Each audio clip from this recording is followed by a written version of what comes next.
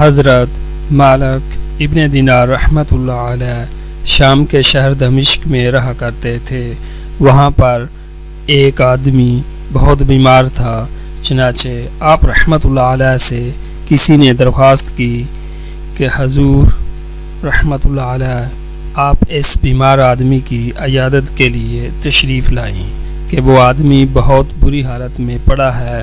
چنانچہ آپ رحمۃ اللہ علیہ نے اس بیمار آدمی کی عیادت کے لیے اس کے گھر تشریف لے گئے۔ آپ رحمۃ اللہ علیہ نے جو وہاں سے دیکھا اور پایا، حضرت مالک ابن دینار رحمۃ اللہ علیہ فرماتے ہیں کہ اس آدمی کی موت کا وقت قریب تھا، مگر اس آدمی کی جان نہیں نکل رہی تھی۔ میں نے بہت کوشش کی کہ اس آدمی کے منہ سے کلمہ شہادت نکل جائے، مگر اس آدمی کے منہ سے کلمہ شہادت نہیں نکلا۔ آپ رحمۃ اللہ علیہ اس کو کلمہ پڑھاتے، مگر اس نے نہ پڑھا اور ہر بار 10-11 کہتا رہا۔ آپ رحمۃ اللہ علیہ فرماتے ہیں کہ جب میں نے اس سے پوچھا کہ یہ سب کیا ماجرا ہے تو وہ خاموش رہا۔ پھر دوبارہ اس سے پوچھا، اصرار کرنے پر اس نے بتایا کہ میرے سامنے ایک آگ کا پہاڑ ہے، یوں ہی میں کلمہ شہادت پڑھنے لگتا ہوں تو وہ آگ کا پہاڑ مجھے پکڑنے کے لیے میری طرف دوڑتا ہے۔ اس گناہ گار آدمی کی جان کتنی تکلیف میں نکلی ہوگی۔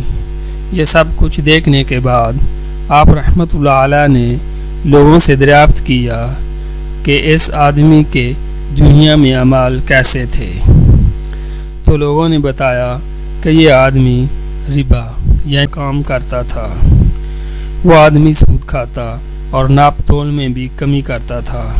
تو آپ رحمۃ اللہ علیہ نے فرمایا کہ اسی لیے وہ 10-11 کہتا رہا، استغفر اللہ۔ ہر برے کام کا انجام برا ہی ہوتا ہے۔ ایک دفعہ ایک بدمعاش نوجوان حضرت مالک ابن دینار رحمۃ اللہ علیہ کے محلے میں رہتا تھا۔ اس کی الٹی سیدھی حرکتوں کی وجہ سے آپ رحمۃ اللہ علیہ اس نوجوان سے بہت ناراض تھے۔ ایک بار ایک جماعت نے آپ رحمۃ اللہ علیہ کے پاس آ کر اس نوجوان کے بارے میں شکایات کے انبار لگائے کہ یہ نوجوان بہت ظالم ہے۔ آپ رحمۃ اللہ علیہ اس نوجوان کے پاس تشریف لے گئے اور اس کو نصیحت کی تاکہ اس نوجوان کی رہنمائی ہو جائے، مگر وہ نوجوان آپ رحمۃ اللہ علیہ سے بہت گستاخی سے پیش آیا اور بہت غصہ میں بڑبڑایا اور کہا کہ میں ملازم شاہی ہوں اور میرے کام میں کوئی دخل نہیں دے سکتا۔ آپ رحمۃ اللہ علیہ نے فرمایا کہ میں بادشاہ اللہ سے تمہاری شکایت کروں گا۔ تو نوجوان نے آگے سے کہا کہ وہ بہت رحیم اور کریم ہے اور میری پکڑ نہیں کرے گا۔ آپ رحمۃ اللہ علیہ خاموش ہو کر واپس آ گئے۔ یوں ہی کچھ دن گزرنے کے بعد اس نوجوان کا ظلم اور فساد حد سے ہی بڑھ گیا۔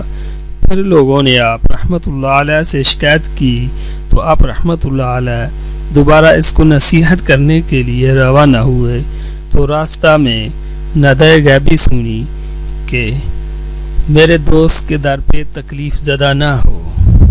علیہ دوبارہ اس نوجوان کے پاس گئے تو اس نے دیکھ کر کہا کہ تم دوبارہ آ گئے ہو۔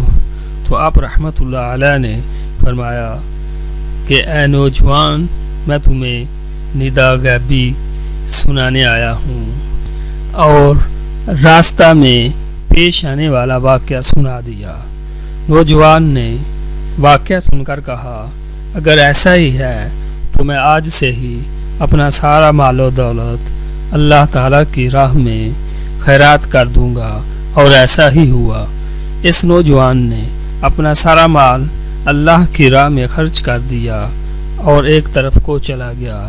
اس کے بعد اس نوجوان کو کسی نے نہیں دیکھا سوائے آپ رحمۃ اللہ علیہ کے کہ آپ نے ایک دفعہ اس کو مکہ میں دیکھا کہ وہ نوجوان नहायत कमज़ोर और जान निकलने के करीब थी। वो नौजवान कह रहा था कि अल्लाह ने मुझे अपना दोस्त कहा है। मैं अल्लाह पर और उसके अहकामात पर जानो दिल से फ़िदा हूँ और मैं जानता हूँ कि अल्लाह की खुशनुदी इसकी इबादत में है, जबकि मैं इसकी मंशा के ख़िलाफ़ काम करने से तौबा कर चुका हूँ। ये कहा तो जान निकल गई। एक बार हज़रत मालिक इब्न दीनार रहमतुल्लाह अलैह आप रहमतुल्लाह अलैह ने एक यहूदी के पड़ोस में एक मकान किराया पर लिया और आप रहमतुल्लाह अलैह का हुजरा मुबारक इस यहूदी के घर के बाहर वाले दरवाजे के साथ मुत्सिल था। चनासे इस यहूदी ने दिली बुग़्ज़ की वजह से, जैसा कि यहूदियों के दिलों में मुसलमानों के लिए बुग़्ज़ हमेशा से ही मौजूद है, जैसा कि मौजूदा दौर में भी आप देख सकते हैं कि कुछ ऐसा ही है। यही वजह थी कि इस यहूदी ने एक परनाला बनवाया और इस परनाला के ज़रिए से वो हमेशा गलाज़त व नजासत आप रहमतुल्लाह अलैह के घर के अंदर फेंकता था और आप रहमतुल्लाह अलैह की जाए नमाज यानी नमाज वाली जगह को नापाक करता था। वो ऐसा जानबूझकर करता था जिसका मकसद एक मुसलमान को हर सूरत तकलीफ़ पहुँचाना था। वह यहूदी एक ज़माने तक ऐसा ही करता रहा, मगर आप रहमतुल्लाह अलैह ने किसी से इसकी शिकायत न की।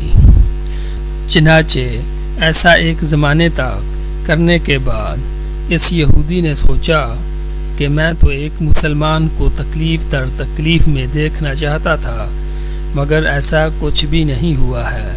यहूदी ने सोचा था कि आप रहमतुल्लाह अलैह तकलीफ़, मुसीबत और परेशानी से तंग आकर चीखें चलाएंगे तो मेरा काम हो जाएगा, मगर यहूदी को ऐसा सब कुछ करने के बावजूद भी खुशी नसीब न हुई और ना ही कोई ऐसा मौका हाथ आया कि वो आप रहमतुल्लाह अलैह का मजाक उड़ा सके। आखिरकार वो यहूदी एक दिन खुद चलकर आप रहमतुल्लाह अलैह के पास आया और पूछा कि ऐ अल्लाह के बंदे, तुम इस कदर तकलीफ़ में शब व रोज़ गुजार रहे हो तो ज़ुबान से शिकवा क्यों नहीं करते? तुमको गुस्सा क्यों नहीं आता? इस पर आप रहमतुल्लाह अलैह ने जवाब दिया कि जो गुस्सा को ज़ब्त करते हैं इनको अल्लाह ताला की तरफ से अजर व सवाब मिलता है। आप रहमतुल्लाह अलैह की बात यहूदी के दिल में असर कर गई और तुम्हारा दीन बहुत अच्छा है। इसी वक्त यहूदी ने माफ़ी मांगी और सच्चे दिल से मुसलमान हो गया। सब कह दें सुबहान अल्लाह। एक वली की निगाह में ये तासीर देखी, बदलती हज़ारों की तकदीर देखी। एक वली अल्लाह की निगाह जब किसी गुनाहगार पर पड़ती है तो इसकी तकदीर बदल जाती है। नाज़रीन, वीडियो देखने का शुक्रिया। अगर आपको हमारी ये काविश पसंद आई है तो हमारी हौसला अफजाई के लिए चैनल को सब्सक्राइब कर लें ताकि नई आने वाली वीडियोस को देख सकें। साथ में दिए गए बेल बटन को भी दबा दें ताकि नई वीडियो आते ही आपको इल्म हो जाए। इस वीडियो को ज़्यादा से ज़्यादा शेयर करें और लाइक करें।